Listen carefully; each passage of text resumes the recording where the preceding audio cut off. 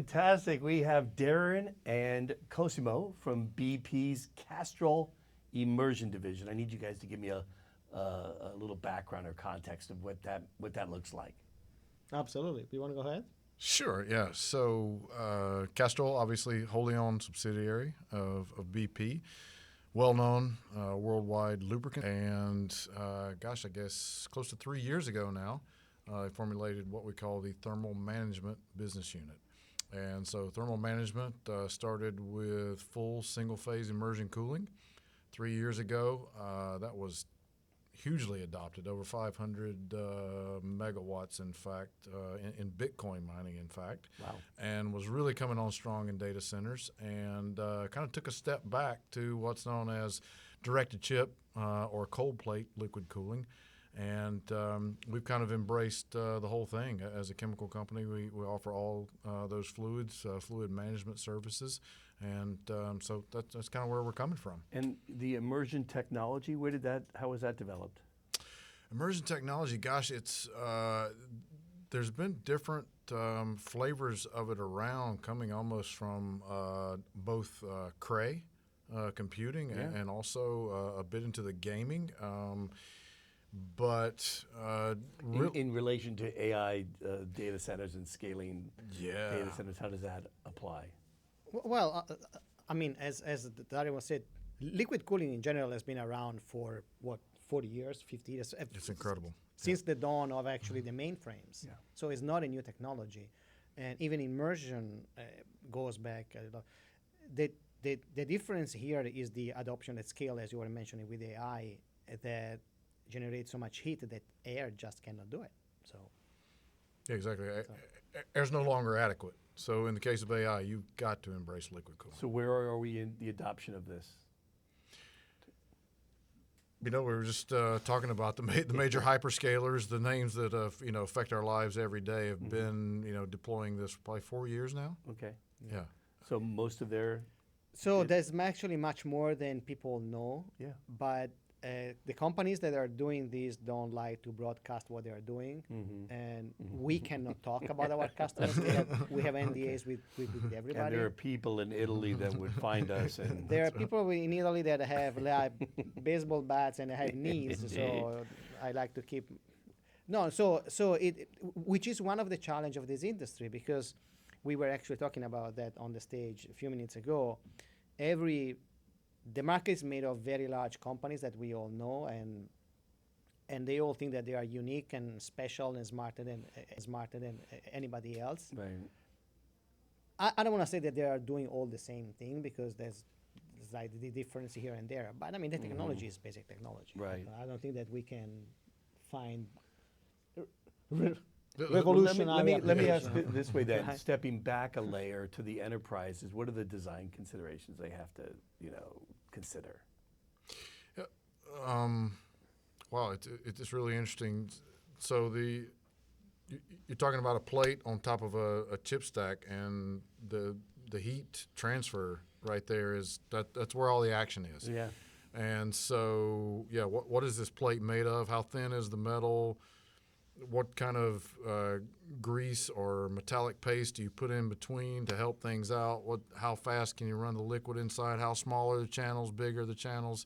How are you pulling the heat out back there after you pull it out at the little spot? There's a lot going on. What viscosity are we running at here? It's essentially water. It's essentially water. Yeah. Viscosity is not. It's not a big challenge. Yeah. Yeah, the pump would blow up if viscosity were the challenge. Yeah. Okay, so what are the biggest technology challenges for you, and what are the biggest for your company then, for the companies you serve? I would say the biggest technology challenge is, there's a few of them. As Darren was saying, the most common liquid cool technology is the cold plate. Now, with the cold plate, you cool down mainly the processor. Right. It could be a CPU, a GPU, it doesn't matter. But there's a large component of air-cooled steel involved.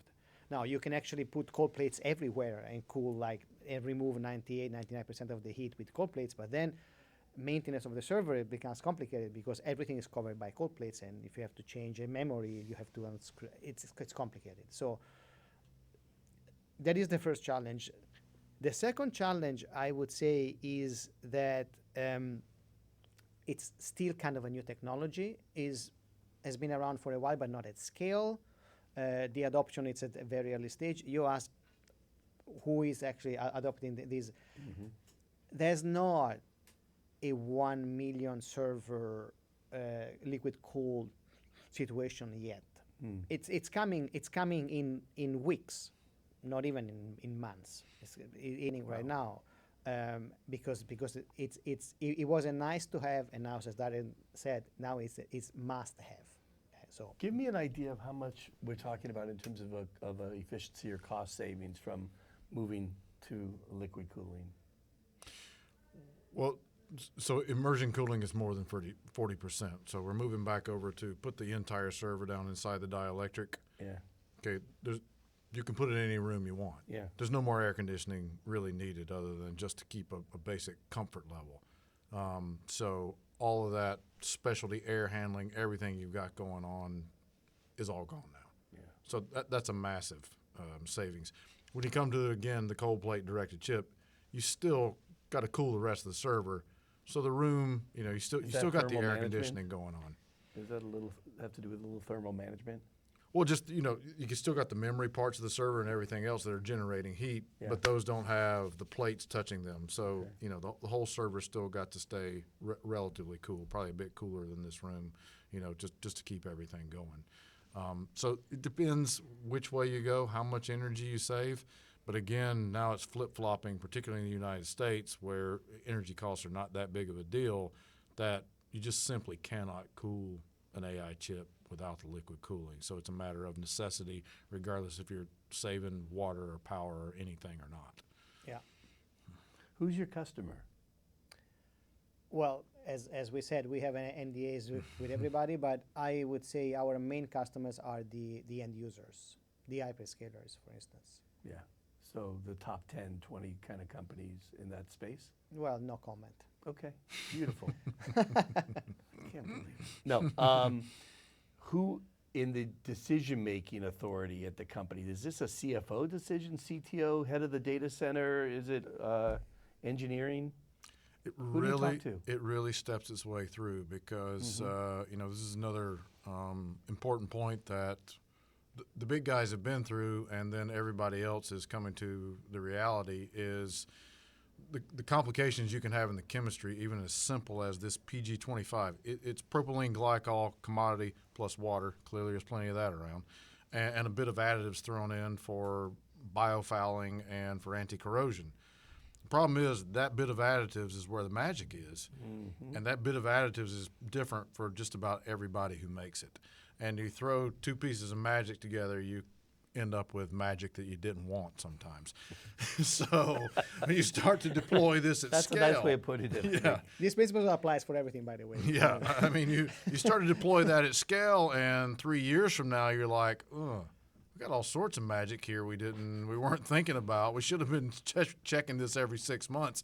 So that's a big part. That's a big part of the sort of overall management of the thing, and that it's a bit more complicated than just throwing a commodity fluid in and So on getting the things buying moving. process side, you're doing a lot of tests with the companies and doing. See, I completely forgot your question. Yeah. The point is, it starts with the engineers because Yeah. they got to deal with the magic, Yeah. and it goes all the way through to procurement because they got to buy millions of gallons. Right. And it's a stepwise process along the way. Now take me a year or two out. What are we going to see, just in terms of like painting the roadmap and innovation?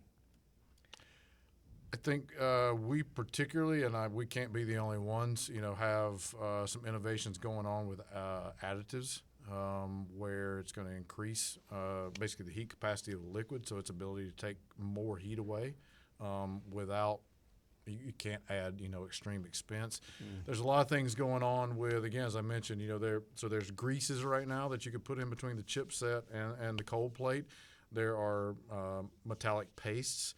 So some balance in there because the greases pump out as things expand and contract because they're getting hotter and colder. And how do you add that back in a running server?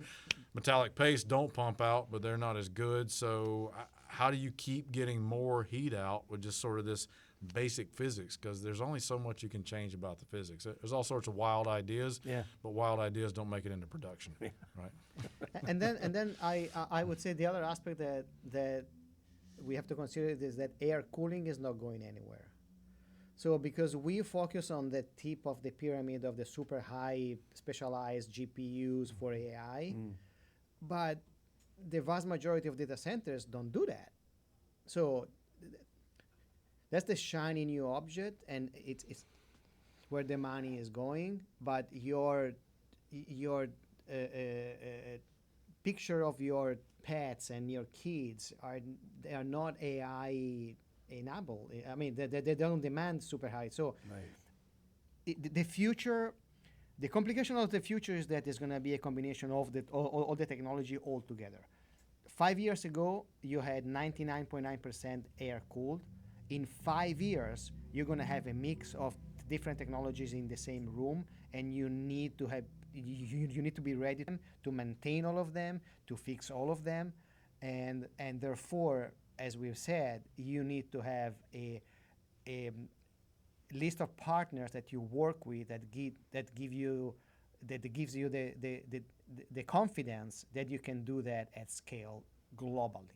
Because we are talking about the US, we are talking about Indonesia, Malaysia, we are talking about New Zealand, we're talking about night shifts, we're talking about thousands of people that do thousands of things. That's fascinating. Accident is gonna happen. I mean, it's just It has to, life. right, for energy purposes and. I mean, Yeah. What's your biggest concern? People ignoring the potential. Just like I said, The potential, when not you the make when you risk. make when you make new magic. Yeah. I mean, because obviously, if you come with a clog, then suddenly you got pumps that don't run, and you got some real problems. But you know, it's kind of like the person who gets less healthy over. The heart attack doesn't come until there's plenty of signs along the way. But if you ignore them all, you end up with a heart attack eventually. Well, the whole system was running poorly a long time ago, and that's the same thing with these servers. The heat. You're taking less of it away. Everything's running, worse and worse and worse, and just saying, you can mix this stuff. It doesn't matter. There's nothing going on there. It's just a little chemical in water. This isn't our father's BP or Castrol anymore, is it? it's not. It's not. But actually, my biggest concern is that it's a different declination of what he said, actually. Yeah. And my biggest concern is what we were talking about before, that we need to share experience and information. We are not doing things so differently one to another. And the moment that we start actually sharing experiences and mistakes, the faster we solve those and we predict them. Yeah. This is my biggest concern, that everybody is keeping their cards very close to their chest. Concern and opportunity. So good luck. I think you Thank you have the eye of the tiger and the chance to go make it happen. I like the race you're running now. Thank you. Thank you very much. Thanks for coming by. Really appreciate it. Uh-huh. Thank you.